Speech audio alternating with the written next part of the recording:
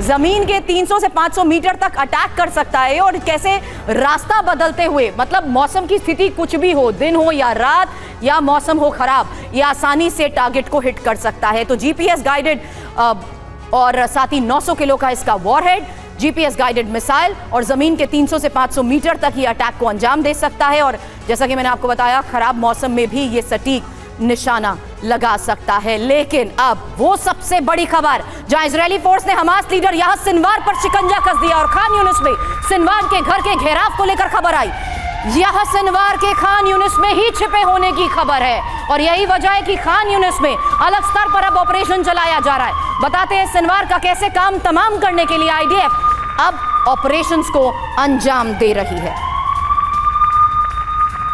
तो आपको जिस तरीके से बता रही थी कि खान यूनिस से आज खबरें बड़ी हैं, खान यूनिस में क्यों आखिर इतने बड़े स्तर पर ऑपरेशन को अंजाम दिया जा रहा है, वो इसलिए क्योंकि अब खान यूनिस में याह्या सिनवार के होने को लेकर बड़े दावे किए जा रहे हैं और सिनवार के करीब अगर आईडीएफ है तो यानी ये बहुत बड़ी खबर है। अब ये इंफॉर्मेशन जो आपके सामने है, इसमें सुनिए किस तरीके से अलग अलग स्तर पर ऑपरेशंस को अंजाम दिया जा रहा है, जिसमें देखिए मोसाद जो कि सिनवार की लोकेशन को ट्रैक और ट्रेस करने की कोशिश कर रही थी, शिन बेट को लेकर खबर ये आएगी जो जमीनी जानकारियां जुटा रही थी, और साथ ही सायरेट मटकल जो कि एक और एलीट फोर्स है, वो स्पेशल फोर्स जो सिनवार की तलाश में जगह जगह पर अभी तक अपने ऑपरेशंस को अंजाम दे रही थी। और साथ ही बात अगर मेगलिन की करूं तो कमांडो टास्क पूरा करने में ये जुटे हैं और यूनिट 669 को लेकर खबर ये आई कि सर्च रेस्क्यू के लिए ये हमेशा स्टैंड बाय मोड पर रहती है और आइगोस को लेकर खबर ये कि गुरिल्ला वॉर के लिए ये अलर्ट है। रविंदर सर, एक क्विक रिएक्शन, ये जो इंफॉर्मेशन है ये इसलिए भी इंपॉर्टेंट है क्योंकि अपनी इसी ताकत के बलबूते इजराइल बार बार ये दावे कर रहा है कि वो हमास का खात्मा करेगा,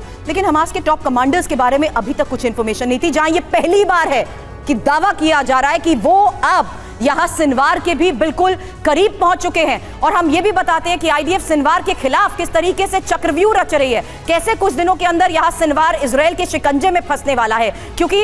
इसके घेराव को लेकर जो बड़ी खबरें सामने आ रही हैं,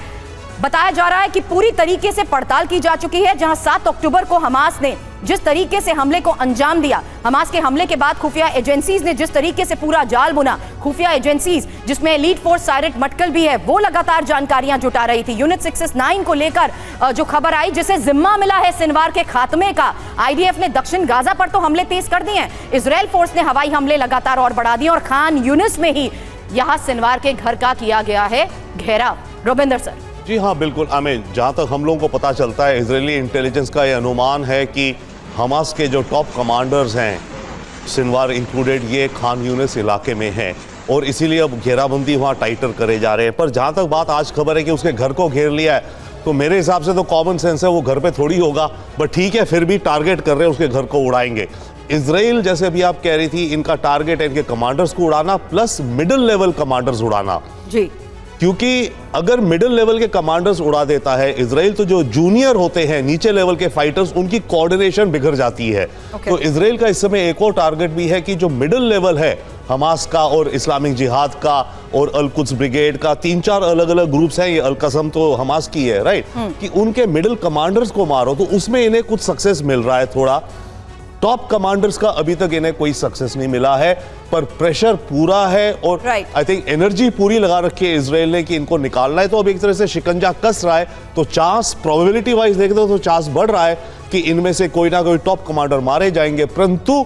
टॉप कमांडर मारने के बाद भी जो सक्सेस इजराइल चाह रहा वो नहीं होगा, तो इजराइल को अपना गोल पोस्ट बदलना पड़ेगा। इंस्टेड ऑफ सेइंग कि मैं पूरे के पूरे हमास को निकाल दूंगा, इजराइल 1 आध महीने में अपना गोल पोस्ट बदल देगा कि मैं इसकी टॉप लीडरशिप निकाल दे रहा हूं। बिल्कुल आपने सही बात की, लेकिन अब एक और बड़ा खुलासा, और ये खुलासा है हमास पर, क्योंकि 7 अक्टूबर के नरसंहार से पहले हमास ने अपने ही साथी संगठन फिलिस्तीन इस्लामिक जिहाद यानी PIJ की जासूसी की थी।